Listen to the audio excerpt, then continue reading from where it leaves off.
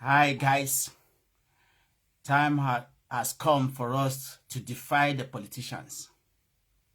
They've been taking us for granted. They've made us a victim in our own country. They've ignored us for so long. And they have a wrong concept about us. They build a wall and then place us and define us. But come 2023, we're going to defy them. We're going to change the whole thing. We're going to change the calculus. We're going to change the equation. Because for so long, they used their rules, biased ones, to put us in a difficult situation. They've defined us, and they've made a joke of our dreams and our vision. So this is the time we must defy the politicians, especially the criminal politicians, who have been using the public fund for their personal use. They've been very selfish, 100% selfish. They don't put us into the equation. They don't understand that we are part of the system. So they've ignored us, and this is the time for us to defy them. This is the time for us to reject them completely and pick the right candidate. For me, as far as I'm concerned, Peter B still the right candidate for us. We will show them that, look, we know what we're doing. We can't be a victim in our own country. We can't continue to be defined by them. Nature has taught us that we shouldn't be defined. So you can't just define us and put us in a corner, and use your outdated rules, our party rules, to control us and to make us, to make nonsense of us. So I'm appealing to all Nigerian youths to come out en masse this time to defy the opinions of these politicians. They call us lazy people. They said we are not educated, we don't know what we're doing, and that is why they are using the public fund, to do as they wish. And it's not good for us. So they've squandered our future. They've destroyed the future of our children, and we are accepting them. It's a shameful thing. And that is why, we are moving forward. We are moving forward with Obi so that we defy these politicians, so that we show them, look, we can't be defined, we can't be taken for granted, we can't be a victim in our own country. So how can they hold us to ransom? How can they be using the money meant for the public, for schools, for hospitals, to run private jets, to do their private business and travel overseas and build a luxurious life, and then leaving us empty-handed, leaving us without choices? So this is the time we have to stand on our feet, because they are not stable people. The opinion they have about us is the wrong one. So we have to correct that opinion. We have to, tell them, look, you can't define us. You can't continue to mistreat us. You can't continue to, marginalize us in a way you've been doing, and then thinking that, whoa, we continue to vote for you. No more business as usual. I'm so happy that P2B rejected them. So happy that P2B decided to, distance himself from these corrupt politicians who are bribing their delegates to a tune of 42 billion naira so that they'll be voted. Then if they are voted, that means they're gonna be responsible to the people who voted for them, not we. So that is why I am so keen, I'm interested in making sure that these old politicians who, who have taken politics as a career and are using the opportunity to destroy the institutions, to destroy our values and legacies and our identities, and say, well, look, we can't continue on this path anymore. Enough of this stupidity. Enough of what they're doing.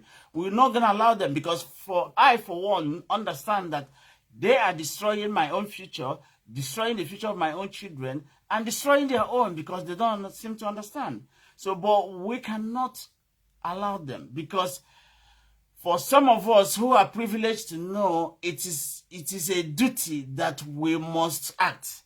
It is a duty, it is an obligation that we must do something. And that is what I'm doing now. And that is what you're also doing, to reject them, to confuse them, and to make sure you do not accept them. Because they are very unstable politicians. They don't have the grace, they don't have the poise, they don't have the competence to rule us. They don't know about leadership. So if they had known about leadership, there will be no harassment in the country. There will be law and order. But today, there's no law and order. What happened is that they are not interested in us. They built a system, define us, and put us there. I, for one, I won't be defined. And as far as I'm concerned, I know that you don't want to be defined. You don't want to be called a lazy person. You don't want to be called a stupid person, because you are not stupid. For the fact that you allow them to rule, or to be a leader, or to be the people in control of our finances, it doesn't mean that we don't know what we're doing. So we have to tell them, look, we know what we're doing. We are not going to vote for you because you've embarrassed us, because you've used the public fund in a very dangerous way, to a level that you've, compromised in all levels, that you are very unstable, that we cannot rely on you, that you cannot protect us. In fact, they've removed us out of the equation. We are not in the calculus at all.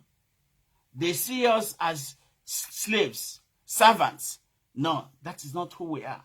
That is why I'm saying today, we need to define ourselves. We need to reject their opinion of us. We need to reject, the decision and the position they've given us in that country, Nigeria.